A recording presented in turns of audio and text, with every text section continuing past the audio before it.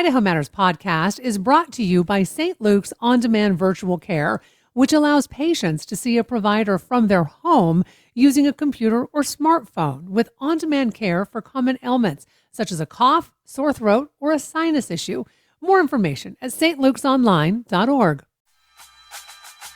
Giving Tuesday is quickly approaching, and you can give back to nonprofits making a positive impact in Idaho. We're giving away $1,000 in on-air messaging to 2 randomly selected nonprofits that are nominated by you. Shine a light on the important work of charitable organizations. To learn more and nominate your favorite nonprofit, visit us online at boisestatepublicradio.org. More Idaho Matters now from the studios of Boise State Public Radio News. I'm Gemma Gaudette. Depending on who's adding up the numbers, independent bookstores are struggling to survive. As many as 6,000 stores closed over an 8-year period that ended in 2020. Now, that trend was true in the Treasure Valley, as stores have struggled facing rising rents, loss of store space, and online competition. And in order to survive, new and existing stores have had to adapt and get creative, filling unique niches, opening alongside bars, bringing in best-selling authors, hosting game nights, even offering cooking classes while selling cookbooks. The bookstore, Books on the Vine in Boise, has taken that adaptation to a new level, combining a bookstore with an art gallery and a painting studio, just in an effort to survive.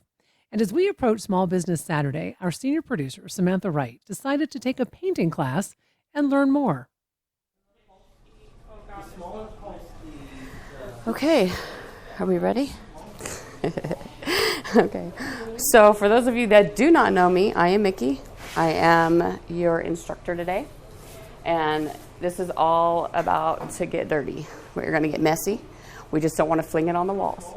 I'm sitting with a small group of strangers, and we're about to take an acrylic paint pour class. Have any of you done this before? At all? Yay! I love it when you're brand new, because then you won't be like, oh, I already did that one. There are a lot of different types of techniques. I actually have a list of them right here. I'm going to show you 3 of them, and then you get to pick which one you want to try. You get to pick out your own colors, and you just get to play with it. You get to play in the paint. I believe that everyone is an artist, and no matter what age you're at, you can make something masterful.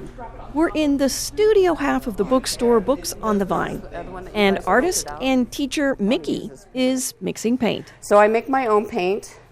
I've been doing this long enough that I kind of know by the sound of it if it's thick or if it's too runny or if it's,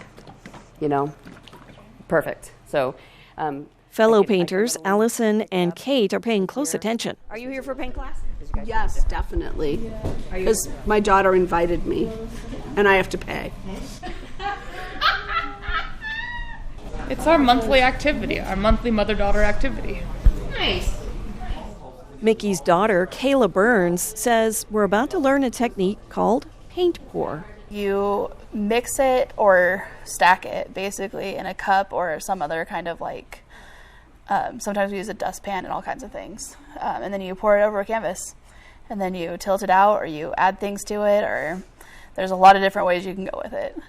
So it's not just like one kind of technique.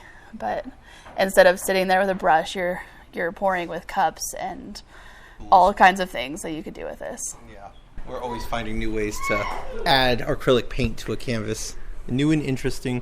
We have pendulums. We made a new pour called a Jaeger bomb, which we're actually going to do tonight. It's super fun. It's all kinds, any kind of paint apparatus you could think of, we've probably tried.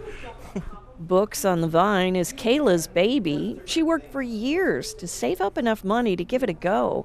The very small staff is rounded out by her partner, Zach Tweedy, Kayla's mom, Mickey Woolery, who teaches the paint classes, and puppy dog Bia, who's the official store mascot. Okay, so it's a bookstore.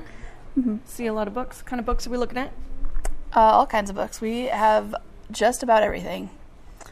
We have banned books, poetry, a lot of plays, nonfiction, fiction, sci-fi, fantasy classics. Mostly used. but Yeah. some new. But I'd say like 95% used, and then a couple new ones sprinkled in there. Nice. And art. And What's with the art? There's art everywhere. yeah. Her mom's an artist, and we had space. There's so much room here that we were like, what do we do with the other half? And so they put in an art gallery and an art studio, and it's been one of the funnest things here. Like, other than books, it's amazing to have an art studio just handy. But it also came from the year before we opened. I wanted to find a place in town where I could hang Mom's art without her knowing, and then take her there for Christmas and have her see her art hanging somewhere. And it's hard to find places like that where you can just hang something and like just in public and see if it can sell. And you can make art here. That's the fun part. Yeah, we do that too. Do a lot of that, yeah. As you're about to find out in an art class. But it's not just that. I mean, you've got 3D printing. Tell me all the things you do. Oh, there's so much. Let's see, we have the 3D printing for kids events, which is, we just call it 3D paint. We do couples paint swaps. We do, of course, the paint pour class you're about to take. We do an embellishment paint class. We do a rock painting class. We do, there's another one. Open paint. Paint, where you can just come and use supplies and space for a fee. For anything that you want to paint. Yeah, if you just don't have the means and you would like to paint, and you're looking for a cheap outlet to do that, you come here and basically pay for like a 2-hour block. It's about the price of a paint class, isn't it? 'Cause it's a little bit less. A little bit less, yeah. And based then, on the canvas size. Yeah, and then you get a canvas and access to the materials, and we clean up after you. So. Wow. Okay, I'm still stuck back on rock painting class. Oh, yeah, we have a rock painting class. She has a bunch that she's painted that line our outside window. And they're actually free to take. Like, people bring them and take them and all kinds of stuff. And it's our little bookworm. This little crew has struggled at times to keep the bookstore open, and Kayla and Zach say without the art classes, they wouldn't be able to keep going. Biggest weekends that we had when she first opened were from art and paint classes. Paint classes. Yeah, specifically the paint class you're about to take. For a couple months there, that was like the main profit thing. I mean, we sold books, but consistent profit was coming from doing the paint classes every weekend. Tonight, Mickey is demonstrating 3 different painting techniques, and they're all variations of open pour painting. After the demos, the painters each get a gigantic tray, the kind you would use to make cookies, and a canvas. Then we pick a technique, and we start choosing colors. Got white, got yellow, got black. All right, so we did green, and we'll go back to green, and then we'll do the brown, and then we'll do that color. I wouldn't do more than 4 or 5, because it'll get too much. It gets muddy. It turns into just a gray mishmash, and it's not as pretty. I'm trying the open pour technique. That's where you put a layer of black paint on your canvas, then set a cookie cutter in the middle, and fill up that cutter with different layers of colored paint. You're doing great. Mickey says you really can't fail with this technique. No, there's no such thing as failure. We don't fail at this. We've actually had a guy that came. He came to several classes, but he would always try to do a technique, and he would drop the whole cup or knock it over, and he'd get really mad. And I swear, every time he did it, he had the best painting of the night. It was crazy, and he was like, "Wow, I love that! I actually made that, and it was a mistake." It was pretty cool. And we're getting a little help from Bia the dog, who wants to paint too. You are so helpful. Yeah, you don't get to eat that. You don't get to eat that. I'm sorry. You don't get to eat it. And when you're doing your edges, you Once we get the paint on, it's time to start tilting the canvas to spread it around and to create the unique effect of this type of painting. So we pick up the big canvas, covered in paint, and start to tilt it back and forth. The other thing I wanted to tell you guys is when you're tilting, you want to slowly lift it up and take it to the direction you want your paint to go. You don't want to just take your canvas and do this, because you'll just dump all your paint off, if that makes sense. We've actually had that happen once too, where a guy just picked up his canvas and dumped all of his paint off, and we were like, Mickey is very encouraging as she walks around the table. Yay, that's a keeper. Mickey's art hangs on all the walls, along with painted clocks, jewelry, and even colorful handmade drink coasters. Kayla's always looking for fun ways to bring more people into the shop. Nice. Okay, and we're walking around the shop. There are bookshelves everywhere. What's this little corner here? Tell me about these guys. I love these guys. We do a stuffy sleepover where kids bring in their favorite stuffed animal, and we set them up in little beds, and we use my kids' baby blankets to tuck them in, and we read them bedtime stories, and then we turn off the light, and they stay the night in the store, and then the next day when the kids pick them up, they find that their stuffies have had adventures in the bookstore where they drink coffee and get into snacks and paint their own self-portraits, and then they take home their stuffies and their self-portraits. And all of those are just things that she's crocheted. Yeah, she has a collection of things she's crocheted here. My personal favorite's the chicken. I love the little chickens. But yeah, this is all her crocheted stuff. Just a lot of the things in the store are going to be made by one of the three of us. There's a few things from local artists and a few things that we bought, but most of this is going to be made by Mickey, the art teacher. The other big chunks will be made by Kayla, and then there's a few smatterings of my things in here. Okay, I love this idea of the stuffy sleepover. Mm-hmm. Where did this come about? I'm on a group with a lot of other bookstores across the nation in the UK, where it's just kind of a crowdsource for different ideas, and a lot of bookstores will do this, but we get the art part, so that's where the stuffy self-portrait came in. So usually they just have them leave the stuffies, and then they take pictures of different adventures and then post it. I'm sorry, that's the coolest thing ever. I got a stuffed animal. I want to bring it here and have it go through. That is so cool. That little pink guy by the window over there, he is our new stuffy sleepover mascot because he was brought and they everything never was done. came back for him. Yeah, they never came back. Oh my god! So we have a little adoption. Terrible. Yeah. Hi, dude. Oh, he's so cute. Oh my god. Look at him waving. Oh my god, that is so cute. The pictures for that are adorable. I bet. Yeah. That is so cute. Okay. Some of us can only paint at a stuffy level, so. It's a self-portrait, you know? It's your inner self. It's not supposed to be realism.